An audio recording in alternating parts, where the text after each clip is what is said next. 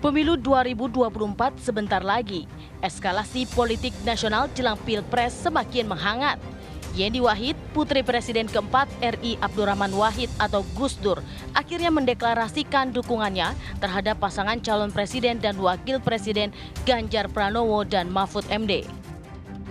Deklarasi dukungan ini dilakukan di Hotel Borobudur, Jakarta yang dihadiri oleh Ketua Tim Pemenangan Nasional Ganjar Mahfud, Arsyad Rashid, dan Wakil Ketua Andika Perkasa. Yeni Wahid mengatakan, di antara ketiga pasangan calon yang sudah mendaftar, Mahfud MD merupakan sosok yang paling dekat dengan keluarga Gus Dur.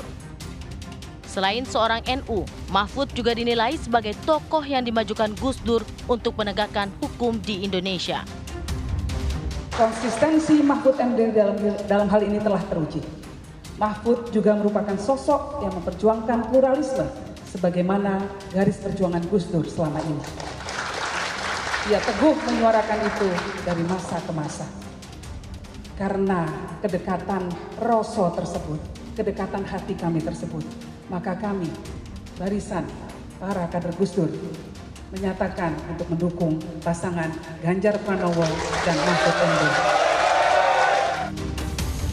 Masuknya Yeni Wahid ke tim Ganjar Mahfud tentunya membuat ketat perebutan suara di kantong pesantren, terutama di Jawa Timur dan di Jawa Tengah. Lantas seberapa besar dampak elektoral keluarga Gus Dur mendongkrak suara Ganjar Mahfud di lumbung NU? Bagaimana PKB menyikapi dukungan politik Yeni Wahid ke Ganjar Mahfud? Tim TV One mengabarkan.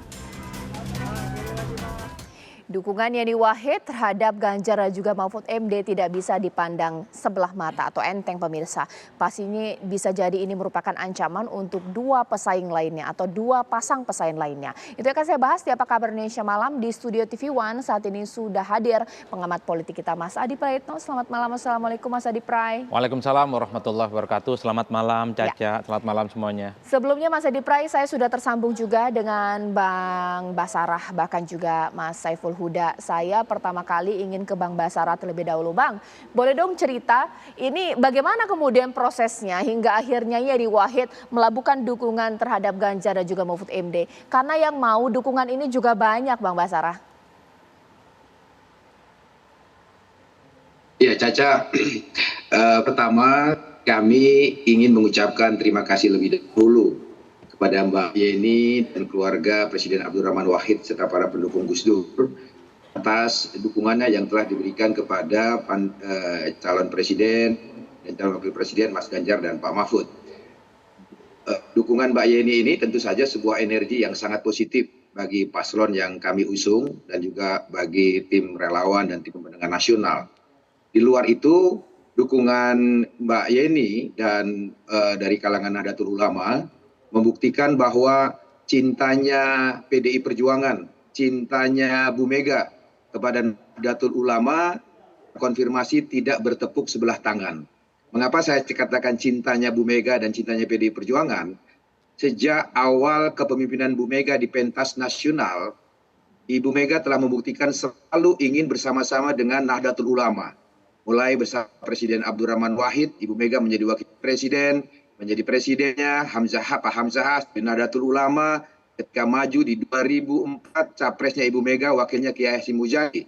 Dan kemudian dua kali masa jabatan Presiden Jokowi, dua-duanya dipilihkan oleh Ibu Megawati dari kalangan Nahdlatul Ulama, yaitu Pak JK dan Kiai Haji Ma'ruf Amin. Saat ini, Ibu Mega membuktikan sekali lagi dengan restu dan persetujuan Ketua Umum Parpol yang lain, memilih Profesor Mahfud MD untuk mendampingi Mas Ganjar Pranowo sebagai calon wakil presidennya. Dan kita sama-sama tahu Pak Mahfud MD adalah tokoh Nahdlatul Ulama yang memiliki kredibilitas, integritas, dan sebagainya. Maka sekali lagi dukungan Mbak Yeni, selain kami ucapkan terima kasih bagi PDI Perjuangan, membuktikan bahwa cintanya, sayangnya PDI Perjuangan kepada Nahdlatul Ulama tidak bertepuk sebelah tangan. Mengenai prosesnya, saya kira sudah dijelaskan sendiri oleh Mbak Yeni bahwa kedekatan keputusan Mbak Yeni untuk mendukung Ganjar Mahfud, salah satunya beliau katakan karena kedekatan hati dan rasa. Yang utamanya Mbak Yeni juga selalu ingin menggabungkan kekuatan nasionalis religius dan religius nasionalis dalam simbol kepemimpinan nasional. Dan wabil khusus kepada Pak Mahfud MD adalah beliau tokoh Nahdlatul Ulama yang merupakan kader langsung Presiden Abdurrahman Wahid. Kita sama-sama mengetahui pada saat Presiden Abdurrahman Wahid menjadi presiden, Menteri Pertahanannya adalah Profesor Mahfud MD. Di luar itu faktor integritas Pak Mahfud ya. Salah satu manusia Indonesia yang telah memimpin jabatan di trias politika sebagai anggota DPR, Menteri, dan kemudian Ketua Mahkamah Konstitusi, membuktikan Pak Mahfud MD adalah kader Nahdlatul Ulama dengan prestasi dan reputasi nasional dan internasional. Saya kira itu, Caca, pertimbangan-pertimbangannya. Baik, sekarang saya langsung saja bertanya kepada Mas Saiful Huda. Ini bagaimana Mas Saiful Huda ini barikade Gus Dur merapat ke Ganjar dan juga Pak Mahfud ini? Ya, kami ucapkan selamat, Mbak Yani akhirnya sudah menentukan sikap politiknya. Tentu sebagaimana warga negara yang lain punya hak untuk memilih siapa dari 3 pasangan itu yang harus dipilih sebagai warga negara.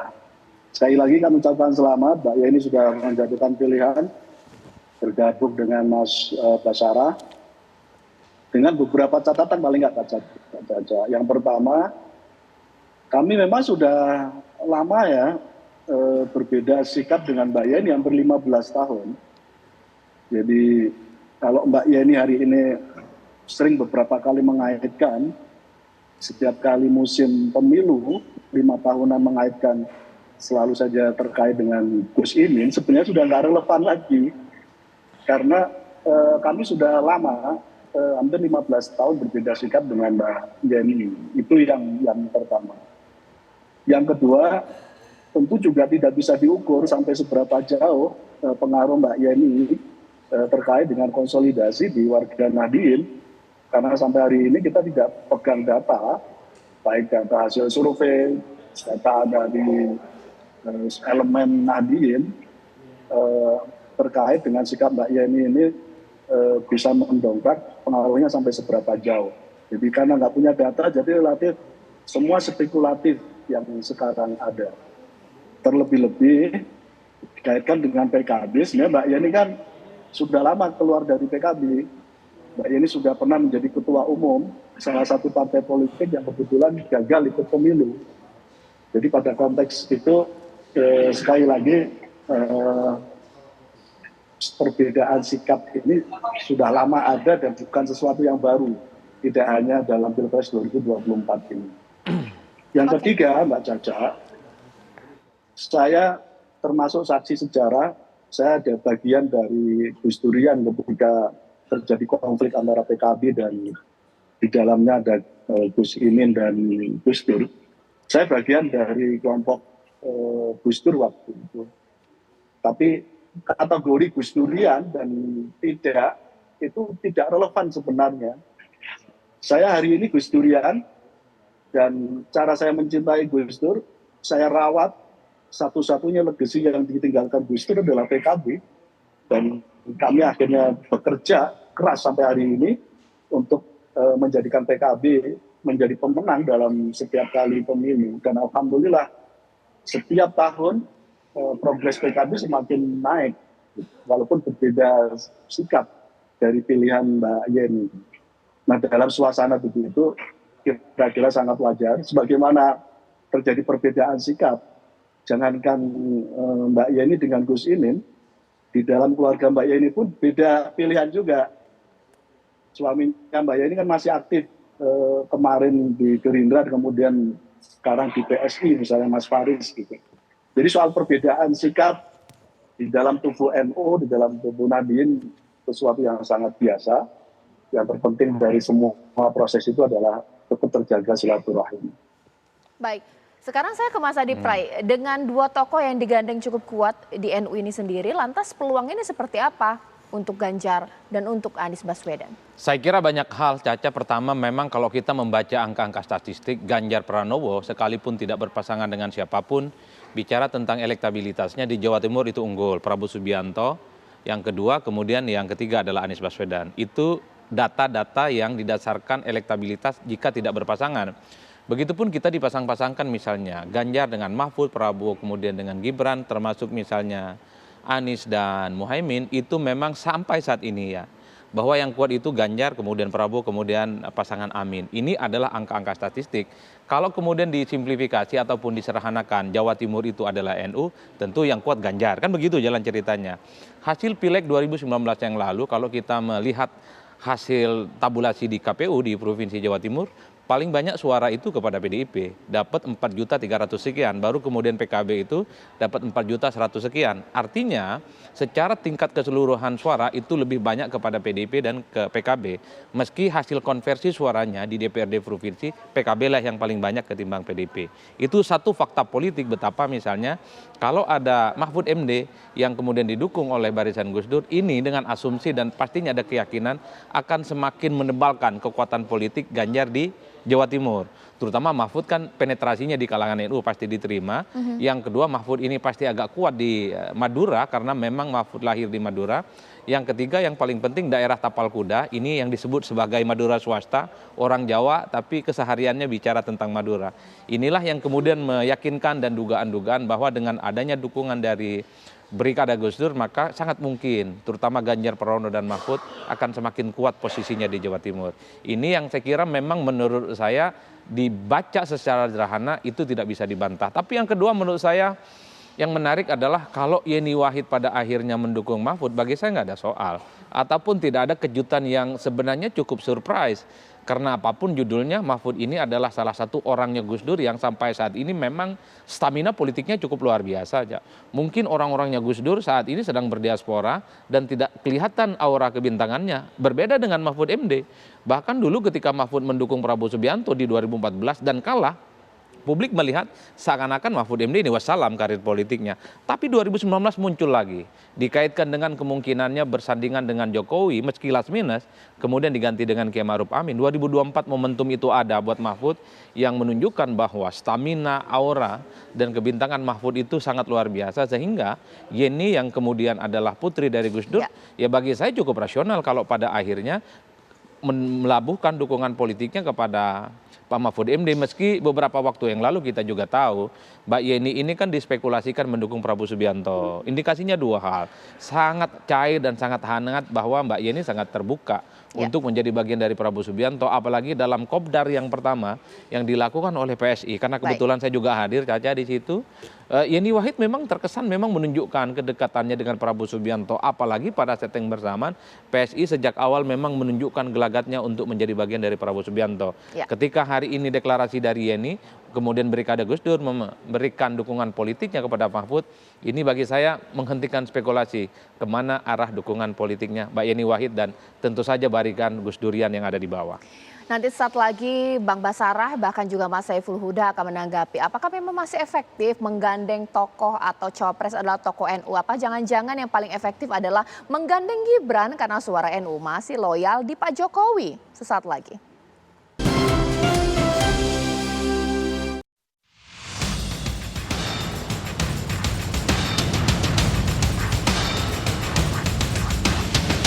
Karena kedekatan rasa tersebut, kedekatan hati kami tersebut, maka kami barisan para kader Gus Dur menyatakan untuk mendukung pasangan Ganjar Pranowo dan Mahfud MD.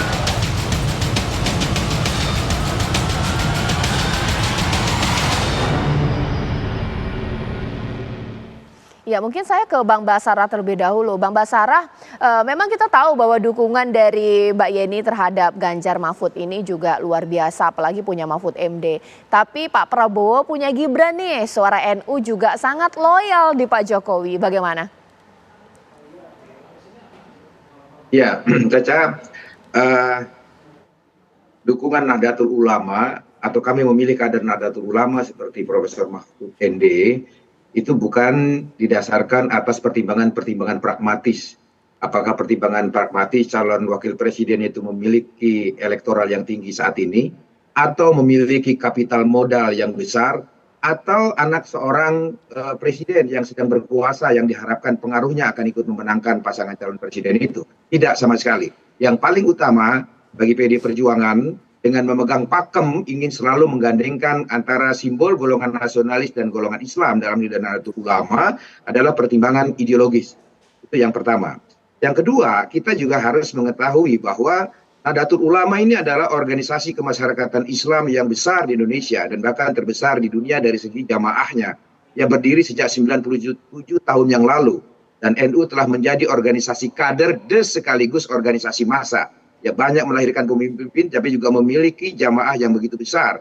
Sehingga oleh karena itu faktor elektoral pada akhirnya juga akan menjadi pertimbangan ketika tokoh seperti Pak Mahfud MD memiliki spektrum dukungan dari berbagai sektor, bukan hanya dari kalangan Nahdlatul Ulama dari Jawa Timur, tetapi juga Nahdlatul Ulama dari seluruh Indonesia, bahkan elemen-elemen masyarakat yang lainnya. Saya kira pada titik itulah PDI Perjuangan mengambil keputusan untuk bersama Profesor Mahfud MD mendampingi Mas Ganjar Pranowo. Saya kira begitu. Dan patut dicatat, Caca, bahwa dengan dukungan Mbak Yeni atau keluarga Presiden Abdurrahman Wahid, saat ini pasangan Ganjar Mahfud telah didukung oleh 4 keluarga Presiden Republik Indonesia, yaitu keluarga Presiden Soekarno, keluarga Presiden Megawati Soekarno Putri, keluarga Presiden Habibie, beberapa kali putra Pak Habibie ikut di dalam acara kami, dan juga keluarga Presiden Abdurrahman Wahid. Jadi mudah-mudahan dengan dukungan keluarga 4 Presiden Republik Indonesia ini akan semakin memperkuat semangat dan militansi juang kami untuk mengantarkan Mas Ganjar dan Prof. Mahfud MD sebagai Presiden dan Wakil Presiden Republik Indonesia di 2024 yang akan datang. Oke, sekarang saya ke Mas Saiful Huda. Iya, meskipun Pak Prabowo punya Gibran, tapi dari sisi Ganjar sendiri, Bang Basara mengatakan ya kita didukung keluarga presiden ini, 4 bahkan ini, nggak tanggung-tanggung ini. Mas Saiful Huda bagaimana ini? Gentar nggak dengan kubu lawan tampaknya banyak dukungannya, seperti apa? Ya, sekali lagi kalau diskursusnya menyangkut soal suara Nahdlatul, hampir setahun yang lalu para kiai jaringan alumni pondok pesantren di seluruh Jawa bertemu terus-menerus untuk merumuskan bagaimana caranya aspirasi penyatuan suara warga Nahdlatul ini bisa dilakukan setelah pengalaman pasca reformasi.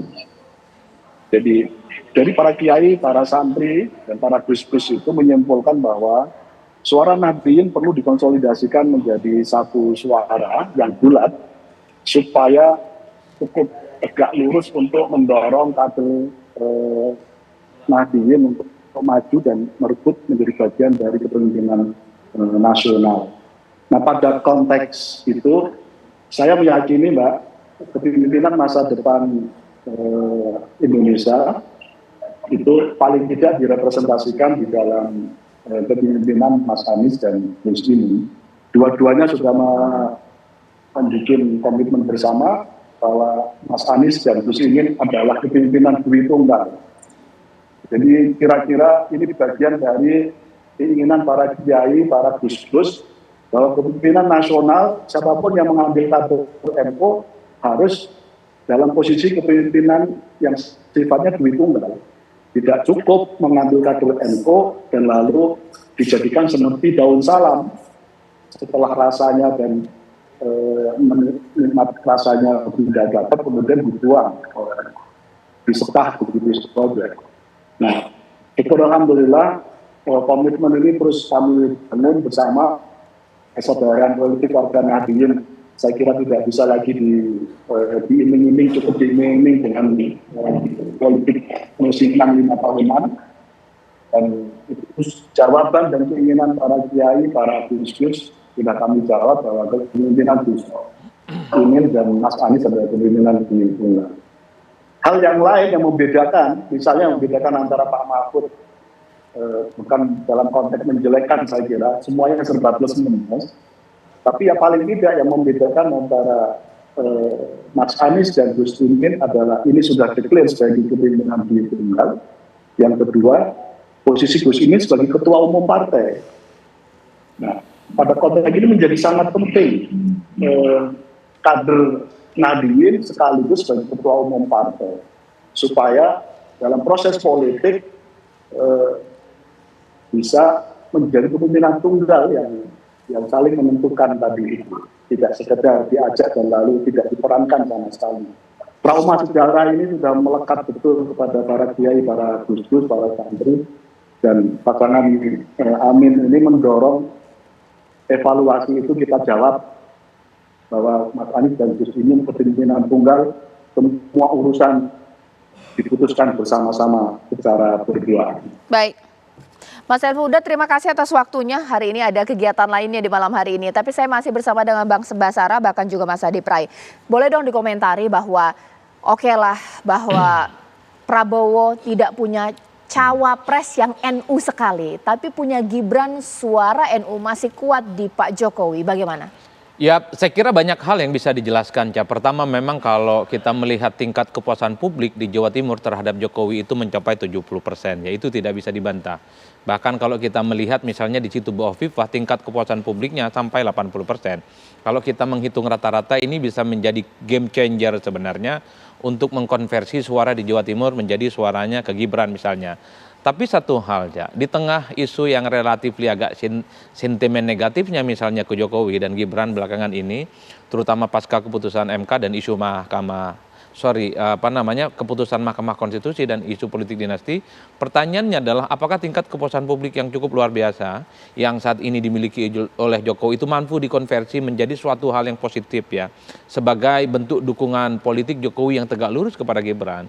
Ini yang saya kira selalu mengatakan bahwa elektabilitas yang dimiliki oleh Pak Jokowi, tingkat kesukaan yang dimiliki oleh Pak Jokowi ini perlu diuji apakah ini bisa diwariskan kepada Gibran Rakabuming Raka di tengah isu sentimen negatif yang belakangan mulai muncul. Tapi bahwa harapan orang yang puas terhadap Jokowi akan otomatis memilih Gibran itu sangat mungkin.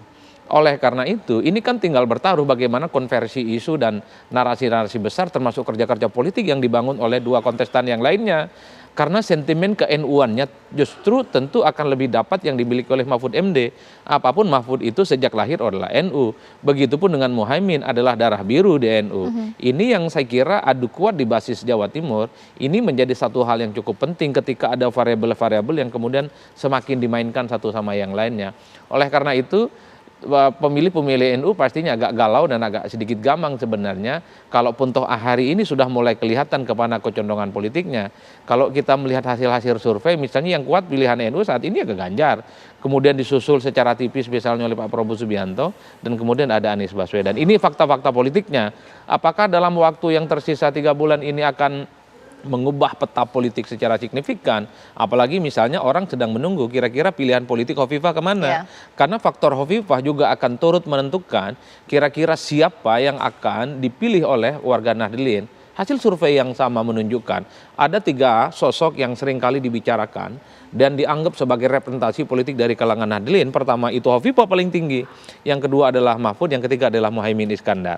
Oleh karena itu 3 sosok ini yang disebut oleh warga Nahdlin, mereka yang punya potensi akan mendapatkan dukungan yang cukup signifikan. Tapi kita tidak pernah tahu, Cak, begitu banyak tangan-tangan dalam tanda kutip yang akan bekerja, bagaimana Jawa Timur yang menjadi salah satu battleground, basically di situ NU kuat secara mayoritas, tentu akan menjadi medan pertempuran yang relatif cukup signifikan dan penting ke depannya. Tangan-tangan yang bekerja. Sekarang saya mau tanya kepada Bang Basara, karena ada statement juga ya Bang Basara ya dari Caimin mengatakan gak apa-apa kalau Yeni Wahid kemudian memberikan dukungan terhadap Ganjar.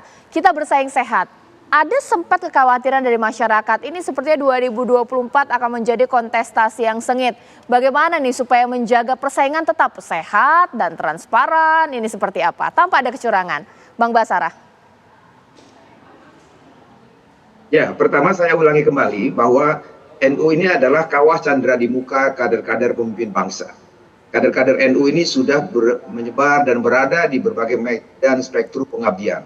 Di partai politik saja banyak kader-kader NU selain di PKB, di PDI Perjuangan misalnya seperti saya adalah Wakil Ketua Lakpesdam PBNU dan banyak kader-kader NU lain yang berada di PDI Perjuangan. Bahkan banyak kepala-kepala daerah yang dari PDI Perjuangan di Jawa Timur itu adalah dari kader Nahdlatul Ulama. Hari ini, Caca, di Jawa Timur, ketua DPRD-nya itu adalah dari PDI Perjuangan. Dan ketika kita lihat survei, sebagian besar pendukung PDI Perjuangan di Jawa Timur itu adalah dari kalangan pemilih Nahdlin. Jadi sebenarnya dikotomi yang membedakan kader-kader NU di satu partai dan partai lainnya tidak begitu relevan ya. Mengingat pada perkembangan saat ini NU telah lahir menjadi organisasi kawah candera di muka para pemimpin bangsa dan pemilih-pemilih NU itu memilih berbagai partai-partai politik yang ada.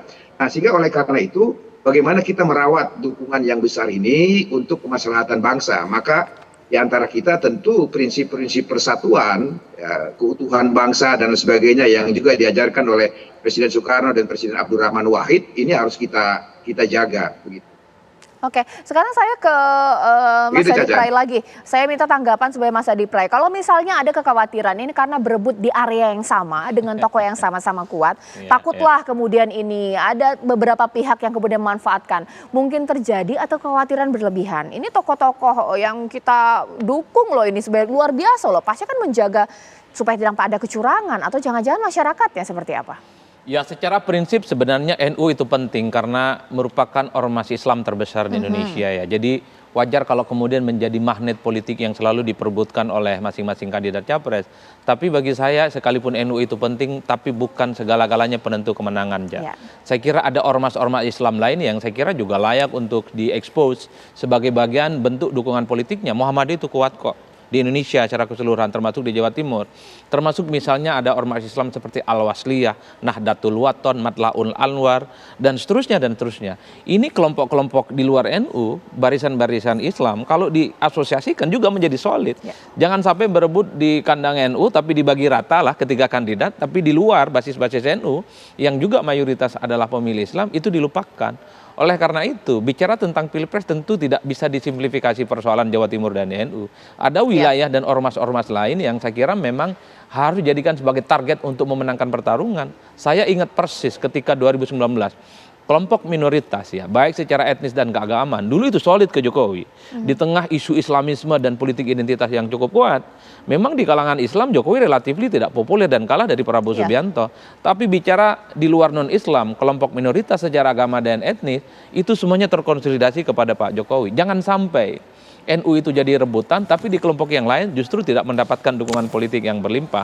Oleh karena itu, kalau melihat kecenderungan basis NU saat ini, memang cukup merata, hampir merata dukungan politiknya. Meski kalau melihat angka-angka statistik, memang Ganjar lebih unggul ketimbang yang lain.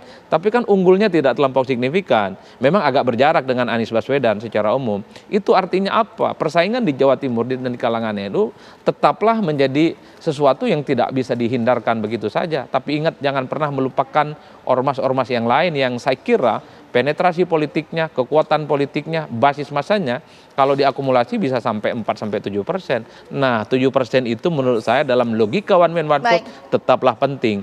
Jokowi di Pilpres 2019 itu menangnya kan cuma 1,2%.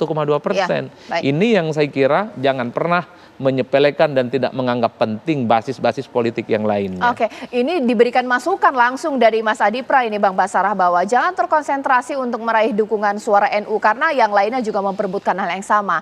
Tapi kelompok-kelompok yang lainnya ini Bang Basarah.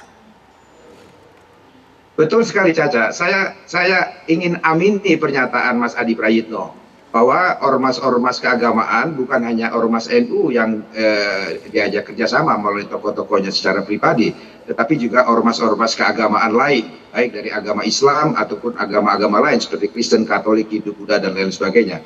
Tetapi hanya karena topik malam kita ini bicara tentang dukungan tokoh Nahdlatul Ulama, seperti Mbak Yeni Wahid, maka kita topiknya membahas tentang dukungan Nahdlatul Ulama. Tetapi sekali lagi tidak bisa dipungkiri bahwa peran organisasi-organisasi keagamaan lain, terutama dalam ikut merebut mempertahankan kemerdekaan bangsa Indonesia, seperti Muhammadiyah dan ormas-ormas Islam lainnya, dan juga ormas keagamaan dari Kristen, Katolik, Hindu, Buddha lainnya juga tidak kalah pentingnya. Dan tentu kami dari tim pemenangan nasional Ganjar Mahfud selalu berkomunikasi dan berkoordinasi dengan mereka, bukan hanya untuk mendapatkan dukungan pada Pilpres ini, tetapi mereka adalah mitra-mitra kami di dalam membangun bangsa dan negara kita ini. Saya kira poinnya ada di situ, Caca. Baik, terima kasih Bang Basarah. Satu lagi, di luar NU, di luar ormas-ormas Islam yang lain, ada satu variasi Islam yang saya kira cukup kuat resultantenya, Islam Mazhab Ciputat. Itu penting, Mbak. Di situ muncul kelompok-kelompok intelektual yang berbasiskan NU, berbasiskan kampus yang saya kira punya penetrasi dan dukungan yang cukup luar biasa. Bicaranya dengan Profesor Adi Prayitno itu dari Mazhab Mazhab Ciputat ini akan ada bahasa baru ini ya. Baik Mas Adi Pray, terima kasih. Bang Basarah terima kasih. Sebelumnya ada Mas Saiful Huda.